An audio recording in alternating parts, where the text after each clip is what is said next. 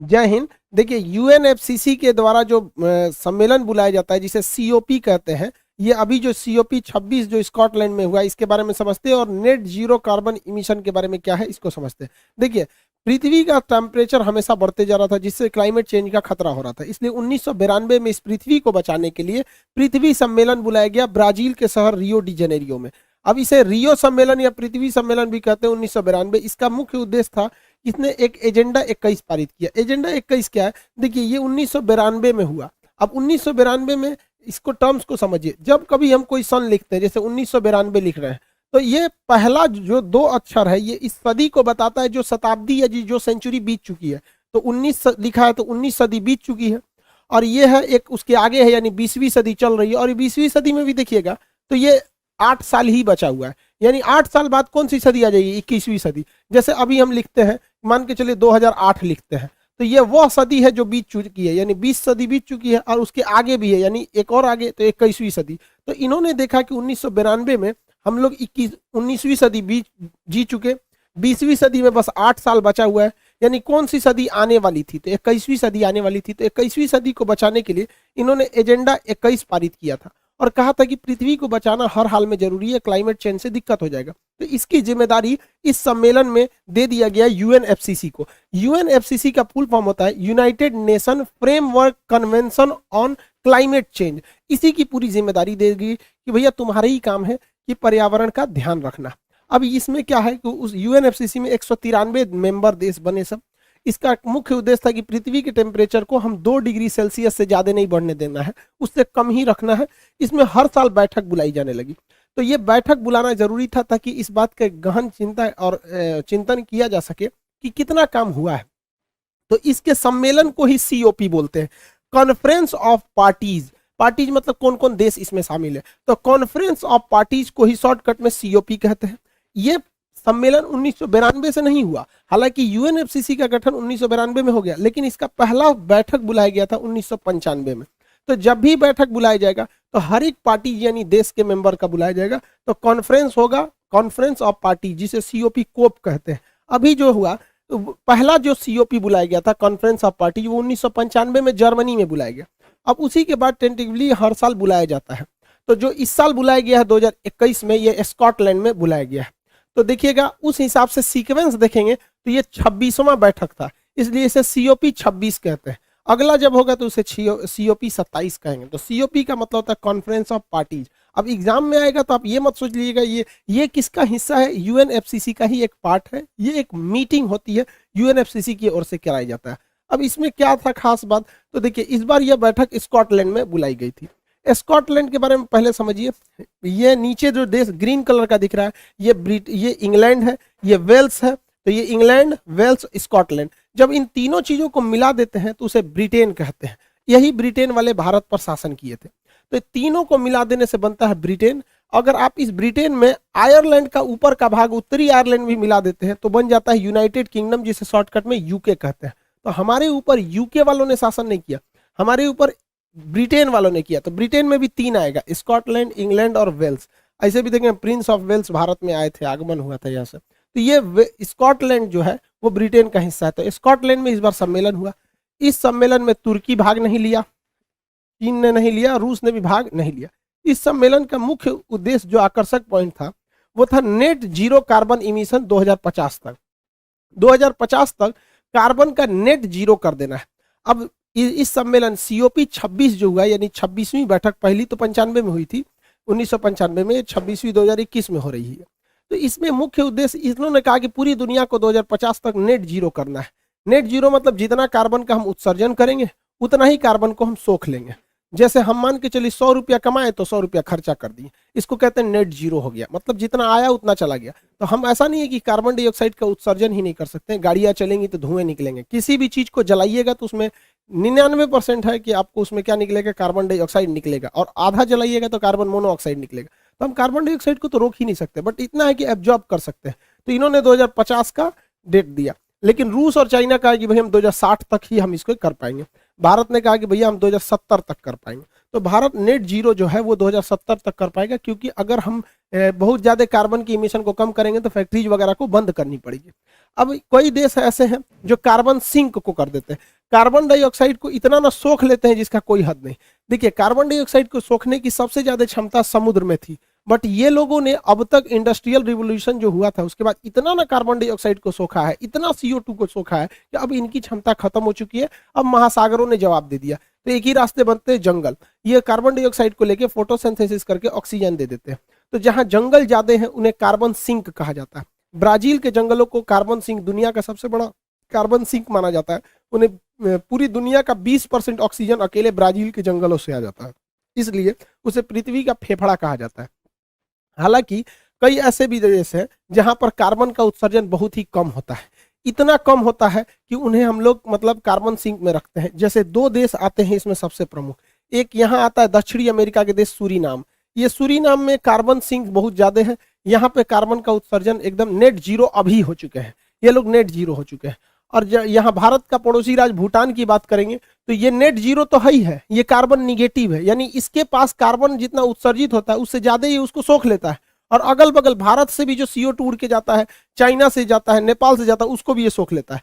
तो अभी carbon dioxide के मामले में सबसे बेहतर देश है भूटान। देखिए, CO2 का सबसे ज्यादा अगर उत्पादन का देखेंगे, उत्सर्जन कौन करता है, तो वो अमेरिका करता है। 27% CO2 वो निकालता है। रीजन क्या है, वहां पे फैक्ट्रीज बहुत ज्यादा है, जितनी फैक्ट्री चलेंगे उसमें से धुआं निकलेगा, CO2 का उत्सर्जन ज्यादा होगा। डोनाल्ड ट्रंप तो कहते कि हम इस CO2 को मतलब कोप सम्मेलन से ही बाहर आ जाएंगे। तो जो बाइडेन बहुत अच्छा है जो इस मैटर पे आया है। चाइना जो है वो 14% सेकेंड नंबर पे है, थर्ड नंबर पे भारत आता है 7% पे।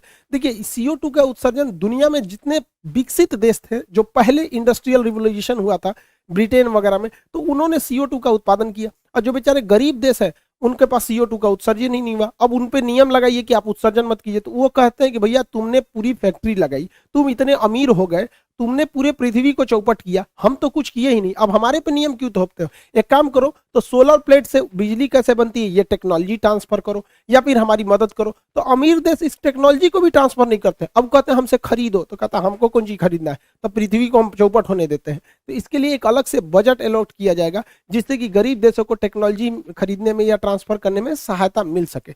अब हम ये जितना भी CO2 वगैरह का समस्या है, ये विकसित देशों की ही अपनी समस्या है। अब भारत के ऊपर दबाव बनाया जा रहा था सारे देशों की ओर से कि नहीं, आप भी 2050 तक कार्बन मतलब नेट जीरो कीजिए। तो भारत कहाँ से नेट जीरो कर देगा, हमें अपनी फैक्ट्रीज बंद करनी पड़ेगी। अब भारत के ऊपर इतना दबाव बनाया जा रहा था कि आप कोयले का उत्पादन कम कीजिए। अब आप ही देखिए, कोयला की कमी पड़ी थी भारत में, तो ऑस्ट्रेलिया से खरीद के आया, हर चीज महंगी हो गई, बिजली महंगा हो गया, जितनी फैक्ट्रीज के प्रोडक्ट थे सब महंगे हो गए थे। तो अगर हम CO2 का उत्सर्जन कम कर देंगे तो हमारी फैक्ट्रीज भी शट डाउन होगी। एक्चुअली यही कोयला को जलाने से बहुत ज्यादा धुआं निकलता है, बट फैक्ट्रीज भी तो चलती है। भारत के सामने बड़ी समस्या, तो इसमें भारत ने बहुत ही बेहतरीन रणनीति चला। भारत ने कहा कि ठीक है, चलो अगर आप चाहते हैं कि हम CO2 कम उत्सर्जित करें तो हमको यूरेनियम आप उपलब्ध करा दीजिए। अब यूरेनियम देखिए, यूरेनियम भारत में होता नहीं है, ना बराबर होता है। जादू घोड़ा की खान झारखंड की है, बट उसमें अच्छा यूरेनियम नहीं मिलता है। यूरेनियम से हम परमाणु बिजली बना सकते हैं, और परमाणु बिजली जो होता है वो प्रदूषण नहीं फैलाता है, ना बराबर प्रदूषण फैलाता है।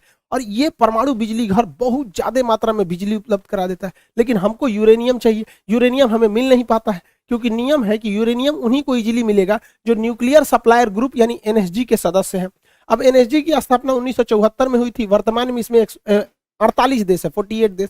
भारत उसमें शामिल नहीं है। जो इसमें शामिल नहीं, उसे यूरेनियम इजीली मिल नहीं पाता है। हम लोग को इंडिविजुअली लेना पड़ता है, कनाडा से, ऑस्ट्रेलिया से, कजाकिस्तान से, बड़ा टाइम लगता है, काफी महंगे मिलते हैं। तो भारत ने बहुत अच्छा दाव खेल दिया कि भैया एक काम करो, अगर हम चाहते हो कि हम कार्बन का कम उत्सर्जन करें, पृथ्वी को बचाना चाहते हो, तो तुम थोड़ा सा ईगो छोड़ो, NSG में हमें शामिल कर दो। अब चाइना इसका विरोध कर देता है। चाइना कहता है कि हम NSG में शामिल नहीं करेंगे, क्योंकि चाइना को पता है कि अगर NSG में शामिल कर दिया जाएगा भारत को, तो भारत विदेशों से तो यूरेनियम खरीद के उससे बिजली घर में डाल देगा, और जो भारत का खुद का यूरेनियम है उसे हम परमाणु बम में डाल सकते हैं। अभी क्या है, हमारे पास यूरेनियम ही नहीं, तो थोड़ा सा यूरेनियम परमाणु बम के लिए डालते हैं, थोड़ा सा यूरेनियम हम डालते हैं बिजली घर के लिए। लेकिन जिस दिन NSG के सदस्य बन जाएंगे उस दिन तो हम लोगों को आराम से बाहर से यूरेनियम मिल जाएगा, और भारत में इतना अवेलेबल है कि हम परमाणु बम की पूर्ति कर सकते हैं। अब भारत के ऊपर लो दबाव बनाओ, तो भारत ने साफ कह दिया कि दुनिया हमें NSG का सदस्य बनाए, हम 2050 तक कार्बन फ्री मतलब नेट जीरो पे हम आ जाएंगे। अब चाइना इस पे अड़ंगा लगाता है। चाइना कहता है नहीं, पहले भारत NPT पर साइन करे। NPT का मतलब होता है न्यूक्लियर नॉन प्रोलिफरेशन ट्रीटी, मतलब हम कभी भी अपनी परमाणु को, मतलब परमाणु टेक्नोलॉजी को दूसरे को साझा नहीं करेंगे, और ना ही हम परमाणु बम को रखेंगे। परमाणु बम हम नहीं बनाएंगे, बल्कि हम परमाणु ऊर्जा को रखेंगे। तो ये नियम बनाया गया था 1968 में। भारत इस पर साइन नहीं किया क्योंकि भारत ने परमाणु बम बना लिया। एक्चुअली ये भेदभाव वाली संधि थी। इसमें कहा गया था कि 5 देश परमाणु बम रख सकते हैं। अमेरिका रख सकता है, ब्रिटेन, फ्रांस, रूस और चाइना रख सकता है, इसके अलावा और कोई नहीं रख सकता है। तो भारत ने इस पर साइन नहीं किया। तो चाइना इतना होशियार है, वो कहता है कि ठीक है। अब समझिए, चाइना कहता है कि हम भारत को एनएसजी का सदस्य बनाने के लिए सहमत है, लेकिन भारत एनपीटी पर साइन करे तो भैया हम फंस जाएंगे ना, बिजली के चक्कर में परमाणु बम चल जाएगा हमला। तो हम लोग इस पे साइन नहीं करते। अब आप कहेंगे कि 148 में अकेले चाइना अड़ंगा कैसे लगा देता है? तो एनएसजी का रूल ही उठपटांग है। उसमें कहा गया कि किसी भी नए सदस्य की एंट्री से पहले 48 सदस्य की, यानी पहले से उपस्थित सभी सदस्यों की सहमति जरूरी है। तो भाई सर्वसहमति में एक ही अड़ंगा आता है, चाइना। तो चाइना कह रहा है कि आप एनपीटी पर साइन कीजिए तभी हम आपको एंट्री करने देंगे, नहीं तो नहीं करने देंगे। तो भाई सारे देश रेडी हैं, चाइना नहीं है। तो चाइना कहता ठीक है, तब एक शर्त पे हम करेंगे, अगर चाइना होगा तो पाकिस्तान भी हो जाएगा। अब यहाँ चाइना फंस गया, क्योंकि भारत तो रेडी हो जाएगा, ठीक है हमको कर रहे हो तो पाकिस्तान को भी कर लो। लेकिन पाकिस्तान पे केवल चाइना ना रेडी होगा, बाकी के देश 48 जो देश हैं उसमें से अमेरिका भी है, फ्रांस भी है। अभी फ्रांस के राजदूत को पाकिस्तान वाले बाहर निकालेंगे। अरे उसका राजदूत तुम्हारे यहाँ है नहीं, वहाँ जो कार्टून बनाया था वो मर चुका है, लेकिन अभी भी हो रहा है। तो फ्रांस इनको रोक लगा देगा। तो भारत के लिए तो सही है, भारत कहते हाँ पाकिस्तान को भी लाइए, कोई दिक्कत नहीं, आपका मन आप तालिबान को भी ला दीजिए। तो बाकी के बचे देश तो उसको रोक देंगे ना। तो भारत के लिए बहुत सही है। भारत के ऊपर दबाव बनाया जा रहा था, लेकिन हम सबको सोचना चाहिए कि हम अपने स्वार्थ के चक्कर में पृथ्वी को ना चौपट कर दे। इसलिए हम सबको इसके लिए, भारत को तो एनएसजी का सदस्य बनना ही चाहिए, क्योंकि हमारी छवि अच्छी रही है। हमने कभी किसी को परमाणु हथियार की टेक्नोलॉजी साझा नहीं किया। तो हम लोग इस पर अभी बहुत जोर शोर से काम चल रहा है, बहुत जल्दी हम लोग एनएसजी के सदस्य बन जाएगा। तो चाइना जो दबाव बना रहा था उल्टा भारी पड़ गया उसके ऊपर। उसको समझ में नहीं आ रहा है कि भारत में मतलब पंगा लेना ठीक बात नहीं है। अब एक एग्जाम के एस्पेक्ट से क्वेश्चन जरूरी है, याद रखिएगा। हाइड्रोजन को हम भविष्य का ईंधन कहते हैं, फ्यूचर का ईंधन, जबकि यूरेनियम को हम आशा का ईंधन कहते हैं। हालांकि ये धातु है तो इसे आशा का धातु भी कह सकते हैं। ये पीले रंग का होता है, इसलिए इसे येलो केक के नाम से जाना जाता है। दुनिया का सबसे महंगा पदार्थ होता है यूरेनियम, इससे महंगा दुनिया में कुछ भी नहीं है। कोहिनूर हीरा मतलब क्या होता है? अब टाइटेनियम होता है, इसे भविष्य का धातु कहते हैं। अब भविष्य का धातु और टाइटेनियम का प्रयोग मिसाइलों में करते हैं। मिसाइल की बाहरी परत टाइटेनियम की बनी होती है, इसलिए इसे स्ट्रेटेजिक यानी युद्धक सेना के काम में आने वाला स्ट्रेटेजिक धातु या भविष्य का धातु कहते हैं। जबकि भविष्य का ईंधन हाइड्रोजन को कहते हैं। आशा का ईंधन या आदर्श का धातु हम लोग यूरेनियम को कहते हैं। आई होप आप यूएनएफसीसी और सीओपी सम्मेलन समझ गए होंगे। मिलेंगे नेक्स्ट क्लास में। जय हिंद।